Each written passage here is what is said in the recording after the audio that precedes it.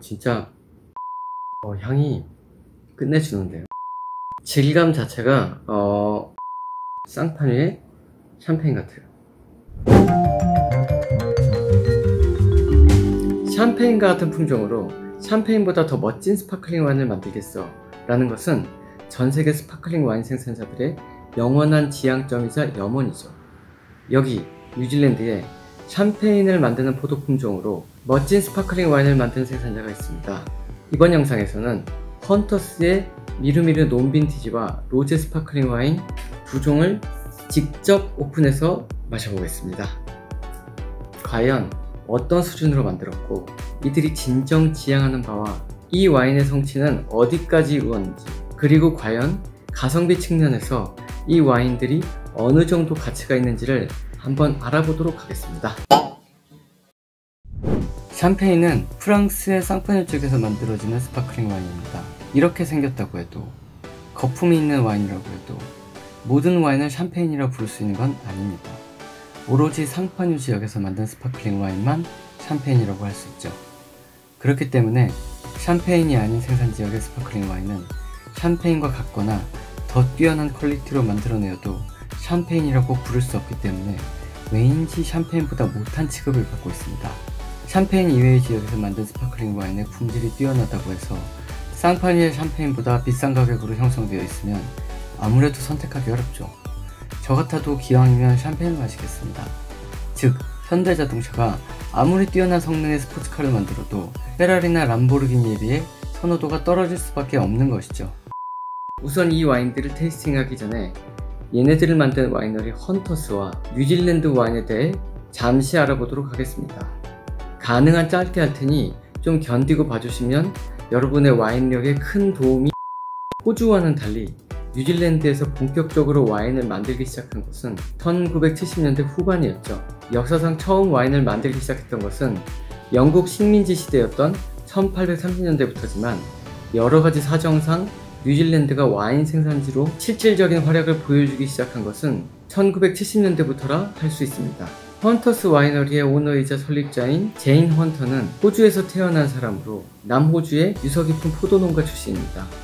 그녀는 1970년대 중반 뉴질랜드 와이너리 농업 연구가로 발령을 받으며 말보로 지역에 정착합니다. 제인 헌터는 이곳에서 본인만의 와인을 만들기로 결심하고 1979년 최초로 포도나무를 재배하여 헌터스 와이너리를 설립합니다.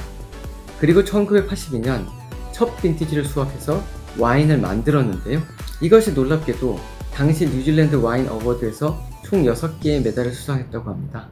그 결과 헌터스는 단숨에 뉴질랜드 대표 와이너리로 급부상하게 됩니다. 이건 클라우디 베이보다도 먼저 이룬 성과였죠. 제인 헌터 와이너리 이야기는 나중에 또 하기로 하고, 일단은 테이스팅입니다. 이번 테이스팅에 사용할 와인잔은 최근에 수입된 플럼 3 글라스의 넘버 1 유니버설 와인 글라스를 사용하도록 하겠습니다. 첫 번째 와인은 헌터스 미르미르 논빈티지입니다. 메소드 트래디셔널이라고 해서 샴페인과 동일한 방식을 만들었죠. 샤르도네 66%, 피노누아 30%, 피노미니에 4%의 블렌딩으로 일반적인 샴페인과 완전히 동일하고 말보로 지역의 와이러우밸리의 포도원에서 재배한 포도를 이용했습니다. 유기농으로 재배된 포도를 비건 방식으로 양조했다고 합니다. 일단 마시는 것에 집중하고 양조 방식에 대해서는 차차 설명을 더 하도록 하겠습니다.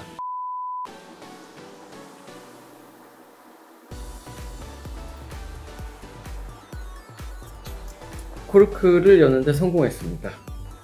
향이 굉장히 훌륭합니다. 잔에 따라보도록 하겠습니다. 버블이 굉장히 많은 것을 볼 수 있습니다. 향이 끝내주는데요. 진짜 뉴질랜드가 아니고 진짜 샴페인 같습니다. 진짜 쌍판 위에 샴페인 같아요. 진짜 엄청 잘 익었습니다. 굉장히 잘 익은 샴페인의 스타일이고, 이거 훌륭한데요? 맛있습니다. 굉장히 질감 자체가 굉장히 잘 익었지만 진하고 이 베이스 와인 자체가 좀 진한 느낌이에요.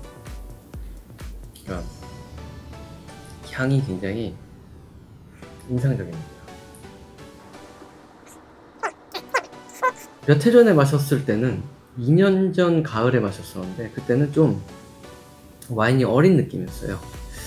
어리고 좀 날카로운 느낌이었는데 지금은 굉장히 잘 익고 노밀해진 그런 느낌의 와인이 되었습니다. 견과류 향도 있고 그 숙성향이 굉장히 좋아요. 굉장히 복합미가 있는 숙성향이고 그 다음에 꽃향기랑 이 견과류, 그 다음에 그 구수한 그 빵 구운 냄새, 그러니까 효모의 그런 것들이 많이 느껴집니다. 이스트의 향이라고 하죠. 갓 구운 빵 향이 되겠습니다. A few moments later. 미르비르 논빈티지는 유산 발효를 마친 베이스 와인을 블렌딩해서 병입하는데 병입 후 2차 발효가 시작되는 시점에서 최소 24개월에서 최대 48개월까지 숙성을 한 와인입니다.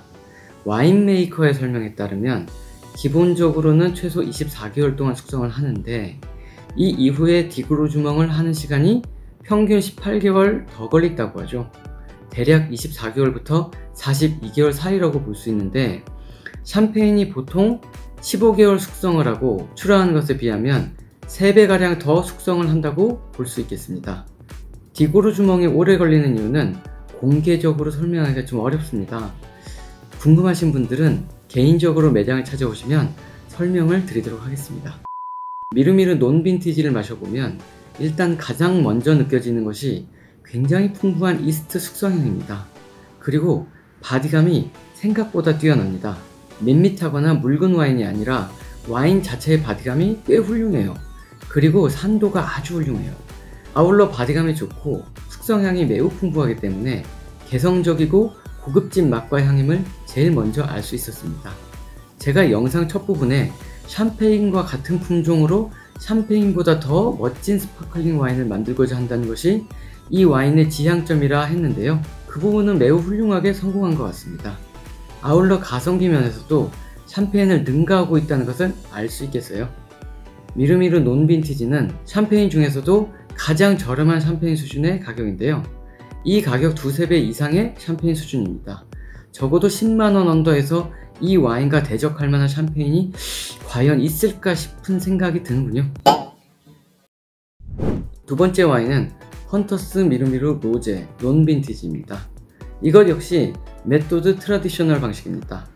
피노누아 49%, 샤로네 36%, 피노메니에 15%의 블렌딩입니다. 로제는 더 오래 숙성했습니다. 병입 후 2차 발효가 시작되는 시점에서 최소 3년간 숙성하고 이후 디고르 주멍하는 시간이 18개월 정도라고 하는군요. 적어도 4년 반 이상을 숙성 기간을 사용하니까 상당합니다. 로제를 마셔보면 넘빈티지 블랑에 비해 이스트 향은 아직 풍성하게 나는 수준은 아닙니다. 이스트 향이 덜하다는 것은 좀 더 숙성이 가능하다는 뜻이 되었어요. 그렇지만 지금 마시기 아주 좋습니다.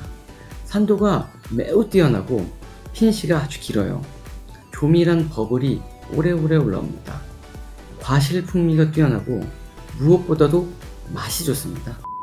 사실 로제 샴페인은 생각보다 마시는 것이 많지가 않아요. 로제는 미세하게 있는 타닌을 컨트롤하기가 어렵고 산미와 바디의 균형을 잡기가 대단히 어렵다고 합니다.